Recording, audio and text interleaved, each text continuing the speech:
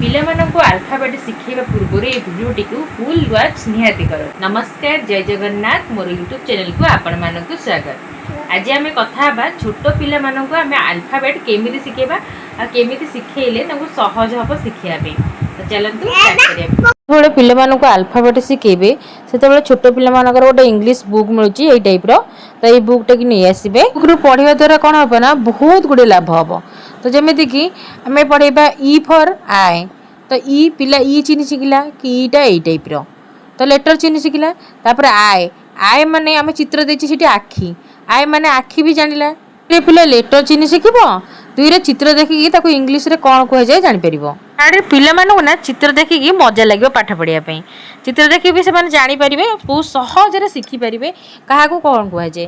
ଯେମିତିକି ଆଏ ଆଏ ମାନେ ଆଖି, ଆଖିର ଚିତ୍ର ଦେଖିଲେ ତ ଜାଣିପାରିଲେ ପିଲାମାନେ ଆଏ ମାନେ ଆଖି।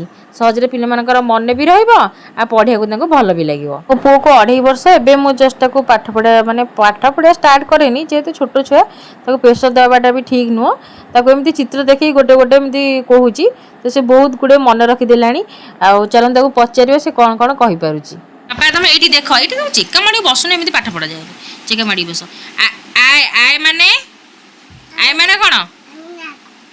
ଆଏ ମାନେ ହଁ, ଆଏ ମାନେ ଆଖି। ଫିସ୍ ମାନେ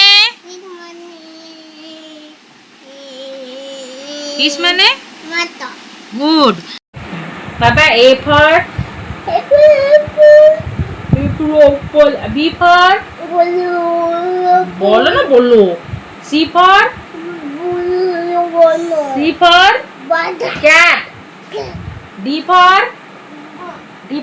দেখি ଆପଣ ମାନେ ଜାଣିପାରୁଥିବେ କେତେ ଚଗଲା, ମାନେ ଚଗଲା ନୁହଁ ତ ଚଗଲାଙ୍କର ଗୁରୁ ସିଏ। ଏମିତି ସବୁବେଳେ ମୋର ଇନସଲ୍ଟ କରିଛି। ମାନେ ପାଠ ତାକୁ କିଏ ପଚାରିଲେ ଗୋଟେ ଦିଟା କହିଦେବ, ଆଉ ଜାଣିଥିବ କିନ୍ତୁ କହିବନି। ବହିରେ ଯେହେତୁ ଛପା ଅଛି ତାକୁ ପଢ଼ିବାକୁ ଭଲ ଲାଗୁଛି, ସେଥିପାଇଁ ବେଳେବେଳେ ନା ସେ ନିଜେ ନେଇକି ପଢ଼ୁଛି। ଦେଖୁଥିବେ ମୋ ପଛରେ କେମିତି ନେଇକି ସେ ନିଜେ ପଢ଼ୁଛି। ଛପା ସବୁ ଦେଖିକି ବହୁତ ସାରା ଇଂଲିଶ ୱାର୍ଡ ସେ ଜାଣି ସାରିଲାଣି। ଯେମିତିକି ଡୋର୍ ମାନେ କବାଟ, ଓନିଅନ୍ ମାନେ ପିଆଜ, ଏମିତି ବହୁତ ସାରା ଜାଣିଲାଣି। ଆଶା କରୁଛି ଭିଡ଼ିଓଟି ଆପଣମାନଙ୍କୁ ଭଲ ଲାଗିଥିବ। Thanks for watching. ଜୟ ଜଗନ୍ନାଥ।